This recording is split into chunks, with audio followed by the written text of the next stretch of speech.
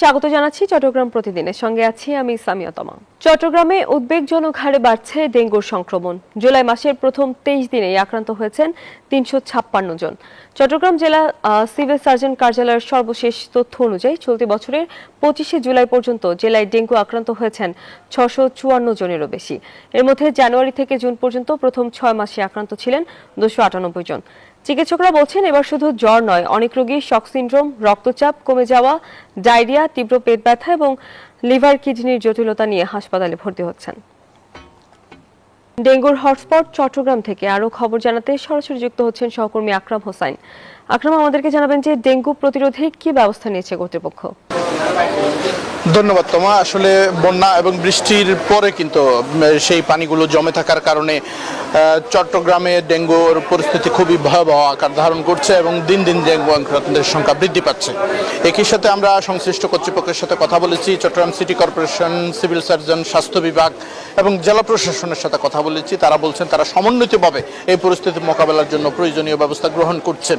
Civil সার্জনের পক্ষ থেকে যেটি জানানো হয়েছে সেটি হচ্ছে ডেঙ্গু পরিস্থিতি মোকাবেলার জন্য চট্টগ্রাম মহানগর সহ চট্টগ্রামের প্রতিটি উপজেলা স্বাস্থ্য কমপ্লেক্সে প্রয়োজনীয় দিক নির্দেশনা দেওয়া আছে এবং প্রয়োজনীয় চিকিৎসকদের সেইভাবে প্রস্তুত রাখা হয়েছে। অন্যদিকে সিটি কর্পোরেশনের পক্ষ থেকে যেটি জানানো হয়েছে, তারা মশক নিধন কার্যক্রম পরিচালনা করছে যাতে শূন্যের কোটায় নামিয়ে আনা যায়, সেই প্রক্রিয়ায় কাজ করে যাচ্ছেন। এবং জেলা প্রশাসনের পক্ষ থেকে এখন পর্যন্ত আসলে চট্টগ্রাম মহানগরের বিভিন্ন বাড়ির ছাদ এবং ছাদ বাগান আঙ্গিনায় যেখানে এডিস মশার লার্ভা পাওয়া যাচ্ছে সেখানে ভ্রাম্যমাণ আদালত পরিচালনা করে তাদেরকে জরিমানা করে সচেতনতা সৃষ্টি করার চেষ্টা চালিয়ে যাচ্ছেন। এবং প্রশাসনের পক্ষ থেকে যেটি জানানো হচ্ছে, এই ডেঙ্গু পরিস্থিতি মোকাবেলার জন্য আসলে প্রশাসন সরকারের পক্ষ থেকে যেভাবে চেষ্টা চালানো হচ্ছে, একই সাথে সাধারণ জনগণকেও কিন্তু এগিয়ে আসতে হবে, সাধারণ জনগণকে সচেতন হতে হবে। সচেতনতার মধ্য দিয়ে এই পরিস্থিতি থেকে উত্তরণ হওয়া যাবে বলে মনে করছেন। এখন পর্যন্ত চট্টগ্রাম থেকে আমার কাছে ছিল সর্বশেষ পরিস্থিতি। আমরা এখন যাব স্টুডিওতে। তমা। আকরাম, ধন্যবাদ আপনাকে। সাবেক রাষ্ট্রপতির বিরুদ্ধে ওঠা দুর্নীতির অভিযোগ সরকার পর্যালোচনা করছে, এমনটাই জানিয়েছেন আইন বিচার ও সংসদ বিষয়ক মন্ত্রী মোহাম্মদ আসাদুজ্জামান। দুপুরে চট্টগ্রাম জেলা আইনজীবী অডিটোরিয়ামে এসব কথা বলেন তিনি। আরো জানান, গণদাবিকে গুরুত্ব দেওয়া হচ্ছে, কেউ যেন অন্যায়ের শিকার না হন সে বিষয়টি দেখা হবে বলেও জানান আইনমন্ত্রী।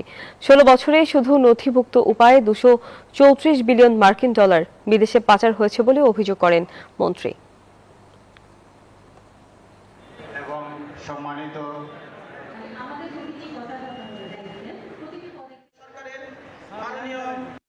সবকিছু যাচাই বাছাই করে সঠিক সময় সঠিক সিদ্ধান্তটা নেবে, এতটুকু ভরসা সরকার প্রধান এবং আমাদের উপর আপনাদের রাখতে হবে। একদিকে যেমন জনদাবিকে গুরুত্ব দেব, একই সাথে কেউ অন্যায় শিকার হোক সেটাও চাব না। চট্টগ্রামে বন্যার পানিতে বিধ্বস্ত সড়কগুলোতে এখনো রয়ে গেছে ক্ষতচিহ্ন।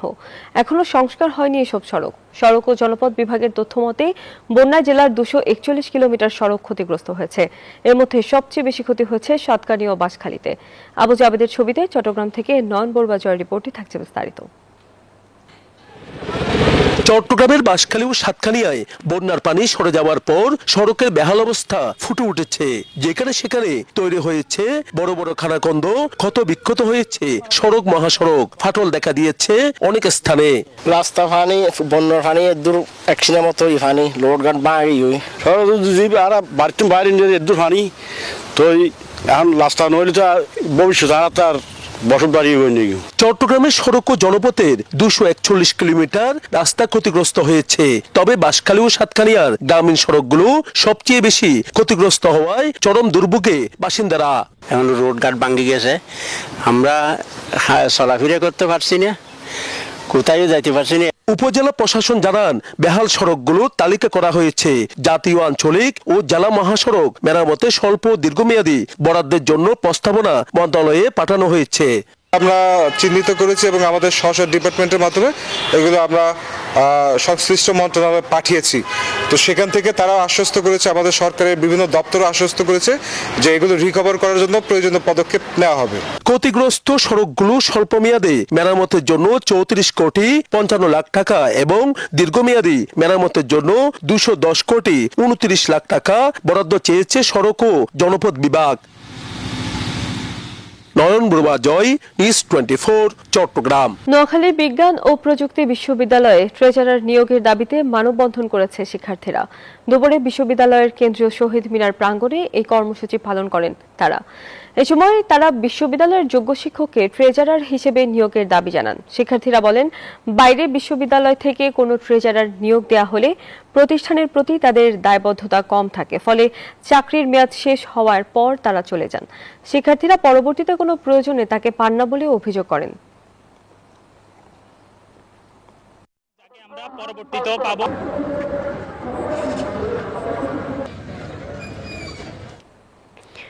ভারী বর্ষণ ও পাহাড়ি ঢলে সৃষ্ট বন্যায় বড় ধাক্কা লেগেছে খাগড়াছড়ির পর্যটন শিল্পেও। চেঙ্গি ও মাইনি নদীর পানি বৃদ্ধি পেয়ে বিপদসীমার উপর দিয়ে প্লাবিত হয়েছে। বিচ্ছিন্ন হয়ে গিয়েছিল সড়ক যোগাযোগ, দর্শনার্থী ভ্রমণে দেয়া হয়েছিল নিষেধাজ্ঞা। পর্যটন শূন্য হওয়ায় থমকে গিয়েছিল পর্যটন শিল্প। হোটেল মোটেল মালিকদের দাবি, আবহাওয়া ভালো হতে শুরু করলেও দেখা মিলছে না পর্যটকদের। খাগড়াছড়ি থেকে জহুরুল আলমের পাঠানো তথ্যচিত্রে ডেস্ক রিপোর্ট। অপরূপ সৌন্দর্য লীলাভূমি খাগড়াছড়ি। পাহাড়ের সৌন্দর্য দেখতে এখানে ছুটে আসেন পর্যটকরা। তবে টানা বৃষ্টি আর বৈরী আবহাওয়া পর্যটকরা আসার সাহস করেনি। খাগড়াছড়ির আলুটিলা, রিচাং ঝর্ণা, দেবতাপুকুর, ঝুলন্ত ব্রিজে দর্শনার্থী নেই বললেই চলে।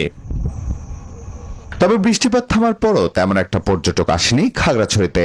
ব্যবসার মন্দা কাটানোর কোনো রাস্তা খুঁজে পাচ্ছেন না হোটেল মোটেল মালিকরা। বৃষ্টির কারণে এখানে বন্যা হয়েছিল, যার কারণে আমাদের আলুটিলা পর্যটন পার্কে তেমন টুরিস্ট ছিল না। এখন যে টুরিস্ট গুলো আসছে যারা হাতে গোনা কয়েকজন, অতিথিরা আস্তে আস্তে আসা শুরু করেছে। আশা করছি অতিথিরা এভাবে আসা শুরু করলে আমরা আমাদের ক্ষতিটা পুষিয়ে নিতে পারবো। পর্যটন কর্মকর্তারা বলছেন, আবহাওয়া স্বাভাবিক হতে শুরু করায় সাজেকে ভ্রমণ নিষেধাজ্ঞা তুলে নেওয়া হয়েছে। ফলে পূর্বের ন্যায় পর্যটক আসবে বলে প্রত্যাশা তাদের। এই টানা 9 দিন বর্ষার কারণে আমাদের পর্যটন খাতে, আমাদের হর্টিকালচার জেলা পার্ক জেলা পরিষদ এবং টুরিস্ট এবং বলেন পর্যটক বলেন, এরা কি বলে যে একদম কম ছিল। আমরা আশা রাখি কি বলে যে এই বর্ষার কারণে যে ক্ষতিটা, সেই ক্ষতি থেকে আমরা কি বলে যে পুষে উঠতে পারবো। বর্ষাস্নাত সবুজ প্রকৃতি দেখতে ছুটে আসবে পর্যটকরা, এমনটাই প্রত্যাশা সংশ্লিষ্টদের। Desk report, news 24। আবারও পশ্চিম চেষ্টায় মরিয়া বিএসএফ। আর পশ্চিম প্রতিহত করতে কঠোর অবস্থানে রয়েছে বিজিবি ও স্থানীয়রা।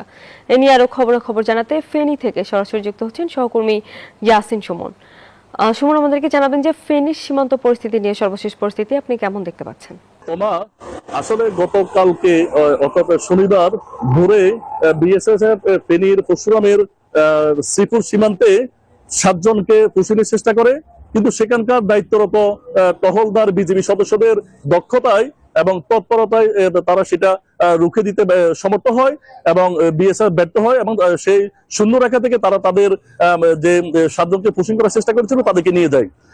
তার রেশ না কাটতেই আজকে 3টে বাজে আবার পশ্চিম উপজেলার কেতরাঙ্গ বিওপির আওতাধীন সীমান্তে একজন মহিলা এবং 3 জন শিশুকে তারা আবার পুষিনের চেষ্টা করে, কিন্তু আজকেও সেখানকার দায়িত্বরত বিজিবি সদস্যদের দক্ষতায় সেই পুষিন তৎপরতা ব্যর্থ হয়। এই যে বারবার ফেনীর যে সীমান্ত ছাগলনাইয়া, পরশুরাম এবং ফুলগাজী সীমান্তে বিএসএফ বারবার পুষিনের চেষ্টা করে এবং এই বিষয় নিয়ে বিজিবি অনেকটা তৎপর এবং বিব্রত। তাদের এই অপতৎপরতার বিরুদ্ধে বিজিবি সবসময় প্রস্তুত রয়েছে। এই ছিল ফেনীর পুষিন থেকে পুষিন সম্পর্কিত আমার কাছে সর্বশেষ তথ্য। চলে যাচ্ছে স্টুডিওতে। তোমরা সুমন, ধন্যবাদ আপনাকে। তারেক রহমানের নির্দেশে সারা দেশের ন্যায় রাঙামাটিতে চলছে বৃক্ষরোপণ। এ নিয়ে আরো খবর জানাতে রাঙামাটি থেকে সরাসরি যুক্ত হচ্ছেন সহকর্মী ফাতেমা জান্নাত মোমো। মোমো, আমাদেরকে জানাবেন যে কি কি জাতের বৃক্ষরোপণ করা হয়েছে সেখানে? ধন্যবাদ তোমা। আমি আছি এখন রাঙামাটি জিমনেশিয়াম চত্বরে। এখানে চলছে টানা 4 দিন ব্যাপী বৃক্ষ মেলা। আজকে 4র্থ দিন, চলবে সপ্তাহব্যাপী বৃক্ষ মেলা অর্থাৎ বৃক্ষরোপণ অভিযান 2026। রাঙামাটি পার্বত্য চট্টগ্রাম বন বিভাগের উদ্যোগে এই মেলাটির আয়োজন করা হয়েছে শুধুমাত্র মানুষকে উদ্বুদ্ধ করার জন্য।